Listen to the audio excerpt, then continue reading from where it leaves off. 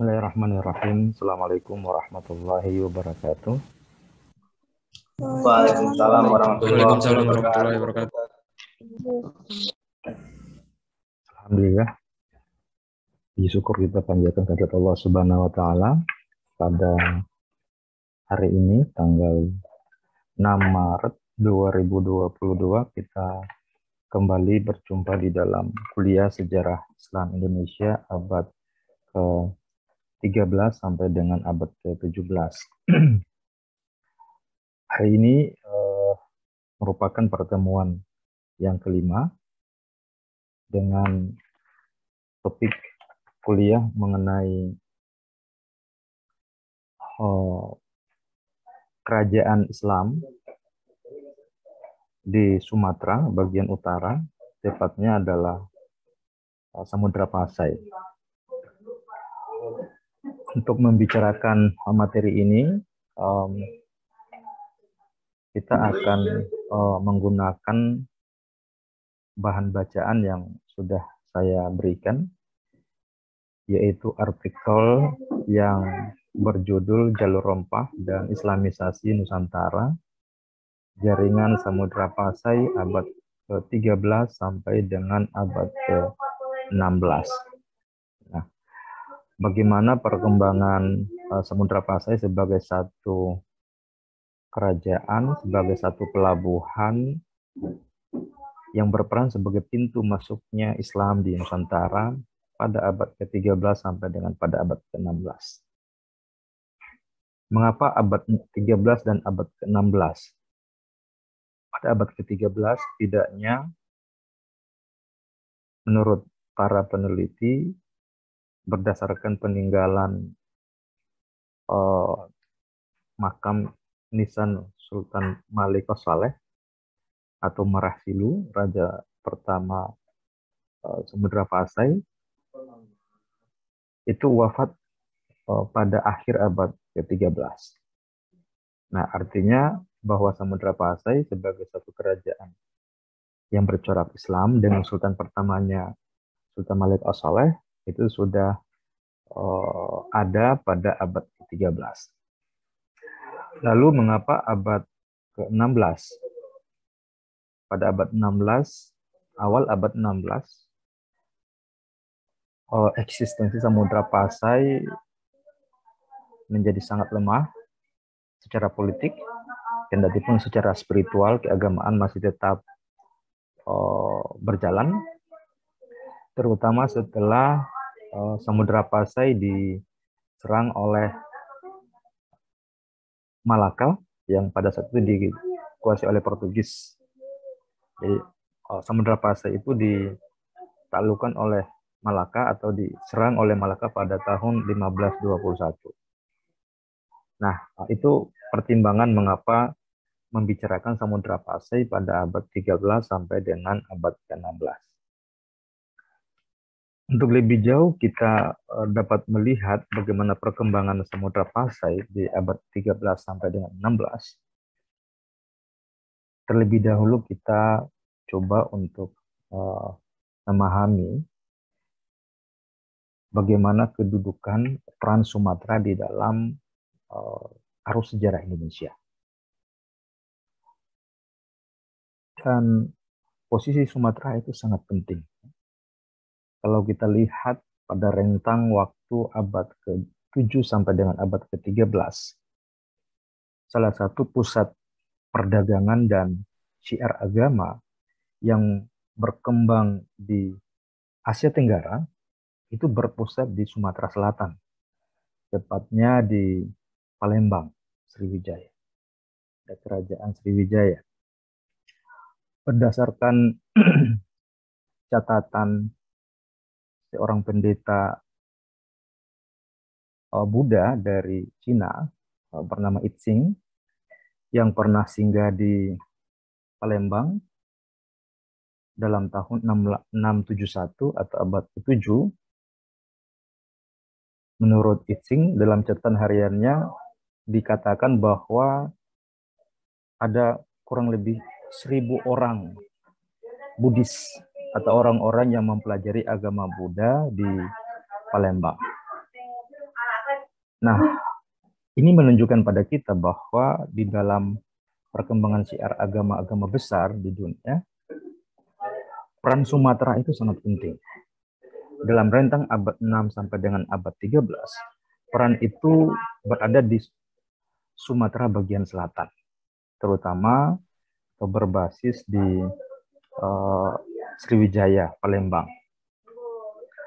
Lalu pada perkembangannya, sebagai satu kerajaan yang mengembangkan kegiatan perdagangan dan pelayaran, maka Sriwijaya kemudian menjadi tempat bertemunya berbagai suku bangsa. Ia menjadi pusat perdagangan paling utama di Asia Tenggara dan juga menjadi pusat dakwah agama Buddha.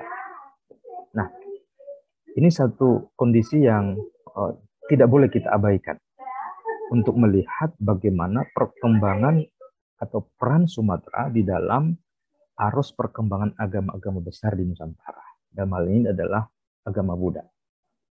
Di Jawa pada saat itu berkembang agama Hindu. Ya.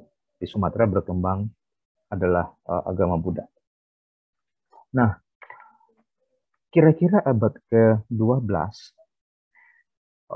peran Sriwijaya itu mulai berkurang oleh berbagai faktor. Antara lain adalah konflik internal di dalam kerajaan Sriwijaya sendiri, lalu semakin menurunnya kesibukan perdagangan dan pelayaran, dan juga munculnya negara-negara kecil baru yang mencoba untuk melepaskan diri dari pengaruh Sriwijaya.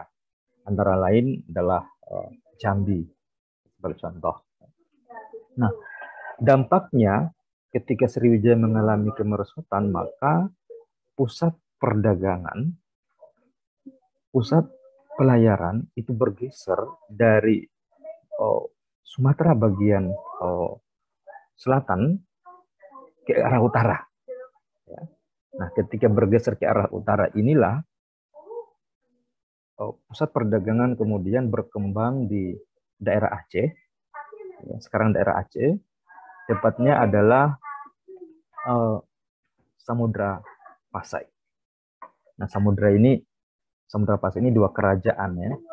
Kerajaan satu, Samudra sendiri itu kerajaan yang berada di pedalaman, sedangkan kerajaan Pasai itu berada di pesisir. Di Samudra Pasai itu adalah gabungan dari dua kerajaan pedalaman dan kerajaan pesisir. Dan ketika dipimpin oleh Marasilu, itu menyatu, makanya di dalam sejarah kita sering mengenal istilah kerajaan atau kesultanan Samudra Pasai. Nah, itu kondisinya. Nah, pergeseran pusat perdagangan dari selatan Sumatera ke utara Sumatera itu juga membawa perubahan bagi tumbuhnya pusat dakwah atau pusat syiar agama baru. Dalam hal ini adalah Islam. Nah, jadi kalau pada saat pertumbuhan aktivitas perdagangan dan pelayaran di selatan Sumatera itu yang berkembang adalah agama Buddha, nah ketika terjadi pergeseran di akhir abad ke-12 atau abad ke-13 ke utara, maka yang berkembang kemudian adalah agama Islam. Nah, jadi membicarakan sejarah Buddha dan sejarah Islam di Sumatera, di Indonesia, Sumatera punya peran yang sangat penting, gitu ya. Nah, lalu kaitannya dengan Samudra Pasai ini menarik untuk kita lihat lebih jauh, karena Samudra Pasai merupakan kerajaan pertama di Nusantara yang menganut Islam, setidaknya berdasarkan sumber-sumber sejarah. Ya, memang ada juga para ahli yang mengatakan ada kerajaan-kerajaan lain di Aceh terutama, seperti Lamuri, lalu kemudian kerajaan-kerajaan yang lain yang Perlak ya juga pernah diciptakan dalam beberapa catatan sudah menganut Islam. Tetapi informasi mengenai dua kerajaan yang bercorak Islam itu tidak banyak, sehingga di dalam banyak rekonstruksi sejarah orang menempatkan Samudra Pasai sebagai kerajaan Islam pertama. Ya. Artinya akan ada struktur kekuasaan dan sistem politik yang sudah mapan. Ya. Nah, kalau begitu, apa yang penting dari Samudra Pasai? Bagaimana perkembangan Samudra Pasai dan bagaimana jaringan Islamisasi dan perdagangan Samudra Pasai baik terhadap daerah-daerah di Asia Selatan, Asia Timur, dan terlebih lagi di Nusantara. Jadi Pasai itu punya jejaring yang sangat luas, ya, terhadap Malaka pun juga demikian. Nah, kita akan mulai melihat pada bagian awal, ya, terutama bagaimana awal munculnya Samudra Pasai sebagai satu kekuatan politik, sebagai kekuatan ekonomi, dan juga pusat dakwah Islam dalam sejarah Asia Tenggara, khususnya di Nusantara. Nah, kalau kita lihat posisinya, ya, jadi perkembangan Samudra Pasai itu tidak lepas dari letaknya yang strategis di kawasan pelayaran antara dunia timur, Tiongkok, Cina, dan dunia barat, terutama India. Nah, dua kebudayaan yang berada di antaranya itu menempatkan Indonesia, terutama Samudra Pasai, Sumatera, berada pada posisi silang kebudayaan besar, berada pada posisi silang kekuatan politik besar, di antara dua kekuatan ekonomi besar Asia pada masa itu. Maka Samudra Pasai banyak menikmati posisi itu dan memanfaatkan situasi itu tentunya. Apalagi di dalam konteks dunia pelayaran perdagangan, nampaknya bahwa kawasan Selat Malaka itu menjadi jalur yang paling baik dan selalu dipilih oleh para pelancong, para peniaga, para penyebar agama, baik dari Asia Timur menuju ke Asia Selatan, demikian juga dari Asia Selatan ke Asia Timur. Hubungan antara Cina dengan India begitu dekat. Ya.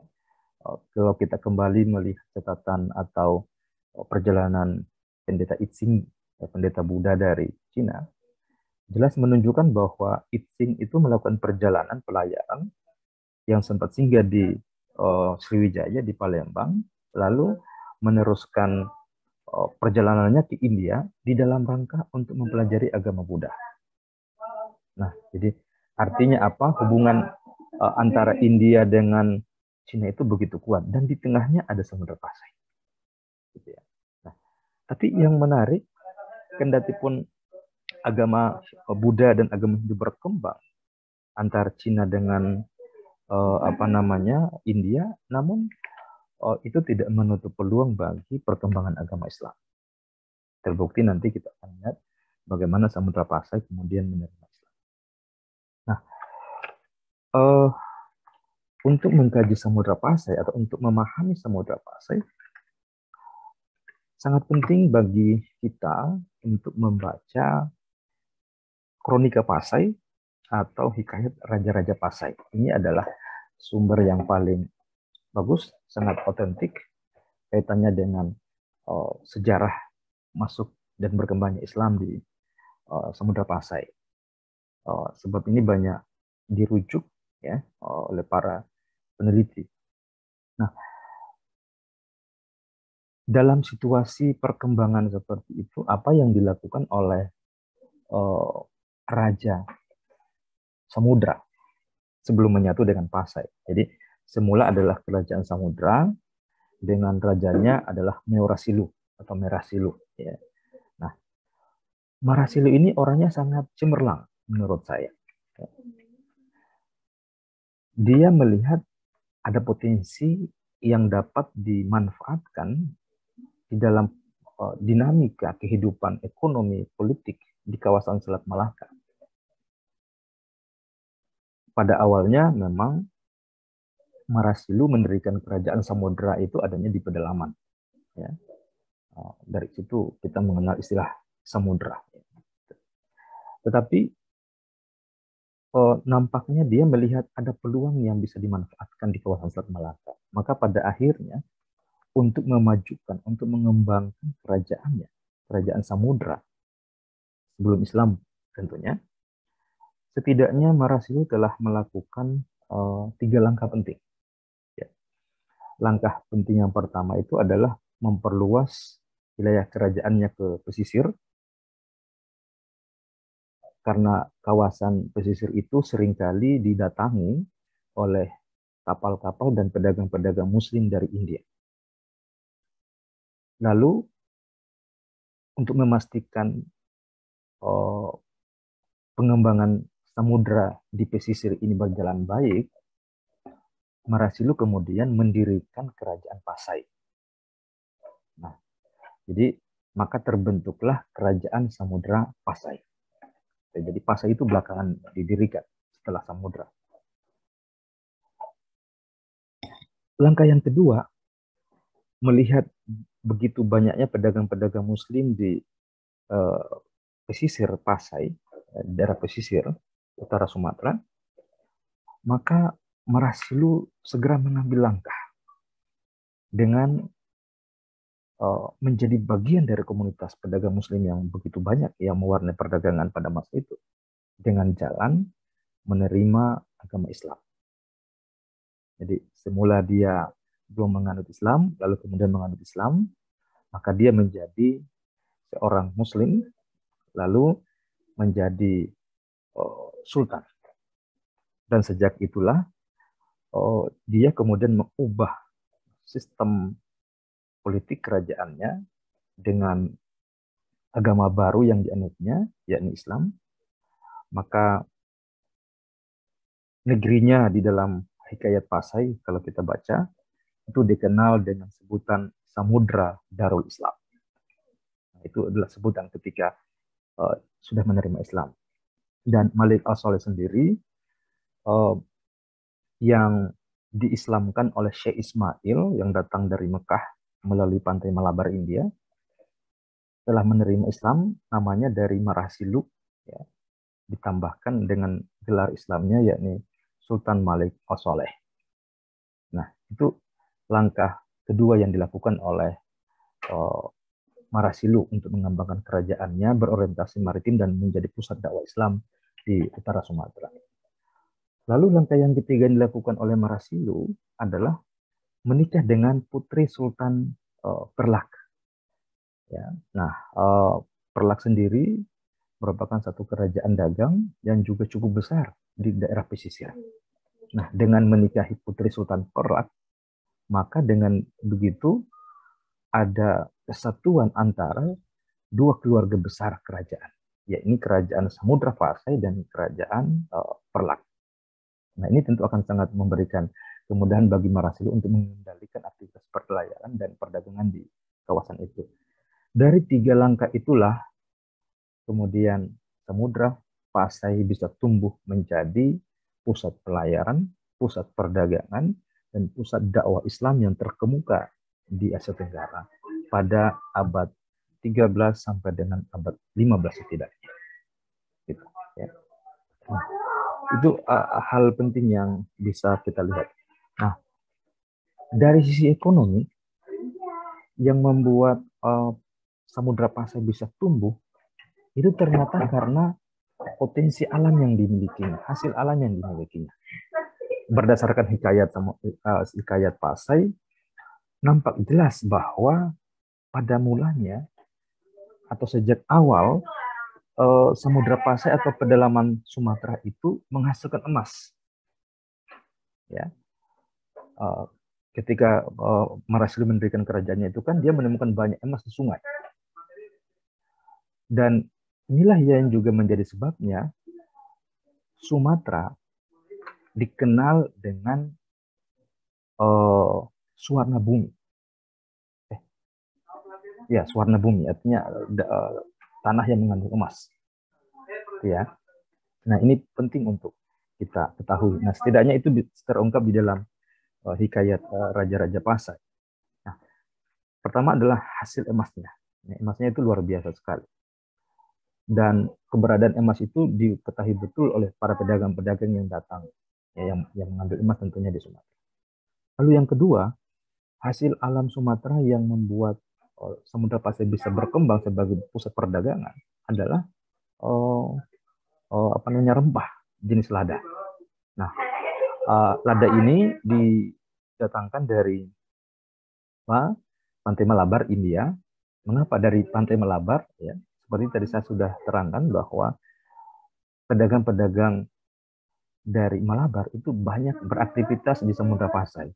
Nah, ada kemungkinan kehadiran mereka juga sekaligus membawa bibit-bibit dari lada yang kemudian dibudidayakan di Sumatera, tepatnya di Samudra Pasai dan Pidi. Dan di dalam sejarah apa namanya, produksi lada di Nusantara, Samudra Pasai dan Pidi itu adalah tempat pertama kalinya dibudidayakan lada, atau tempat pertama kalinya kita mengenal lada. Lalu dari sana lada kemudian ditumbuhkan, dibudidayakan ke pedalaman Sumatera, tepatnya di wilayah Minangkabau, lalu kemudian ke pantai barat Sumatera, lalu dibawa ke Semenanjung, ke tanah Malaysia, Malaya, ya, lalu dibawa ke Sumatera Selatan, ya, Lampung, lalu dibawa ke Banten, Jawa Barat, lalu lada juga dibudidayakan di Kalimantan Selatan. Nah, tapi pintu masuk lada di dalam sejarah budidayanya itu mulanya dari Samudra Pasai dan Pidi di Aceh. Samudra Pasai dan Pidi itu adalah wilayah Aceh sekarang, gitu ya. Nah, produksi lada ini luar biasa, dan itulah yang membuat apa namanya, Samudra Pasai itu bisa tumbuh berkembang dengan pesat. Nah, lalu proses pengislaman Samudra Pasai oleh Syekh Ismail ini sangat menarik kalau kita baca hikayat Raja-Raja Pasai. Karena nampaknya menurut hikayat ini, jauh sebelum, atau 40 hari setidaknya sebelum kedatangan Syekh Ismail di Samudra Pasai, menurut hikayat ini, Marasilu telah bermimpi. Ya. Di dalam hikayat disebutkan ia bermimpi bertemu Nabi, lalu kemudian menerima Islam dengan mengucapkan kalimat syahadat. Nah, 40 hari sesudah itu menurut hikayat ini, barulah Syekh Ismail itu tiba. Nah, ketika Syekh Ismail memperkenalkan agama Islam, Marasilu tidak terkejut lagi. Dan dengan mudah dia bisa menerima Islam dari Syekh Ismail. Nah, apa yang menarik dari proses itu, bahwa kendatipun hubungan antara Malabar, India dengan Samudra Pasai begitu kuat, namun dan pedagang-pedagang Muslim itu sudah berada di pesisir utara Sumatera, namun Marasilu memutuskan untuk menerima Islam setelah datang Syekh Ismail dari Mekah. Artinya apa? Marasilu menerima Islam langsung dari Mekah, langsung dari penyebar Islam, dari Syekh Ismail yang datang dari Mekah, jadi tidak dari India. Nah, ini tentu punya tujuan spiritual, bahwa ada apa namanya, keunggulan spiritual ketika seorang penguasa menerima Islam dari Mekah secara langsung. Nah, lalu dengan begitu kemudian Samudra Pasai bisa tumbuh dan berkembang. Nah, bagaimana hubungan Samudra Pasai dengan daerah lain di Nusantara dan Asia pada umumnya? Kita bisa lihat hubungan yang paling dekat itu adalah hubungan antara Samudra Pasai dengan India. Ini berdasarkan pada rihlah Ibnu Battuta. Ya. Ibnu Battuta itu pernah tiba di Samudra Pasai pada masa Sultan Malik Az-Zahir atau Sultan kedua Samudra Pasai. Yang menarik, kata Ibnu Battuta, Samudra Pasai pada masa itu merupakan pusat studi Islam di Asia Tenggara, di mana banyak para ulama yang berada di Samudra Pasai, dan sultannya sendiri, Sultan Malik Az-Zahir, itu paling senang menerima para ulama menerima tamu-tamu yang datang dari luar, terutama para ulama, para ahli agama yang berdiskusi tentang agama. Jadi menjadi pusat studi, pusat diskusi agama. Dan itu seringkali dilakukan di masjid. Nah, dengan begitu, maka Samudra Pasai bisa tumbuh sebagai pusat dakwah, pusat studi Islam, dan juga sekaligus pusat perdagangan. Dan kedekatan antara Samudra Pasai dengan India itu sangat kuat. Dalam hal perkembangan agama, selain hubungan ekonomi yang tadi saya jelaskan, ternyata Samudra Pasai menjadi pusat perkembangan Islam bermazhab Syafi'i. Kata Ibnu Battuta dalam rihlahnya, mazhab yang dianut oleh masyarakat di India Selatan, di Malabar sana, itu sama dengan yang dianut oleh raja dan penduduk di Samudra Pasai, yakni mazhab Syafi'i. Nah, inilah catatan paling awal yang menunjukkan pada kita bagaimana perkembangan mazhab Syafi'i yang bermula dari Samudra Pasai, lalu kemudian dikembangkan ke berbagai daerah. Itu jaringan pertama keluar dari Samudra Pasai. Tentu hubungan yang lebih banyak lagi tentu bisa kita lihat. Lalu Samudra Pasai juga punya hubungan dengan Cina. Ya. Jadi ketika dia tumbuh sebagai pusat perdagangan, dia juga punya hubungan yang baik dengan Cina. Namun hubungan dengan Cina itu lebih banyak hubungan berupa perdagangan. Ya. Bagaimana lada dibawa ke Cina dan juga sebaliknya dari Cina membawa aneka keramik, ya, hasil-hasil dari Cina ke Samudra Pasai. Hubungan yang paling penting dari semua proses itu, selain hubungan dengan Cina, adalah hubungan Samudra Pasai dengan Jawa, dengan Nusantara. Disinilah awal mula terjadinya diaspora Muslim Pasai dari Pasai ke Jawa yang akan mengilhami terbentuknya komunitas Muslim pertama di Jawa dan lahirnya para ulama di Jawa. Ternyata itu salah satu sumbernya dari Samudra Pasai. Nah, proses perpindahan atau hijrahnya orang-orang Samudra Pasai ke Jawa itu terjadi dalam dua gelombang besar.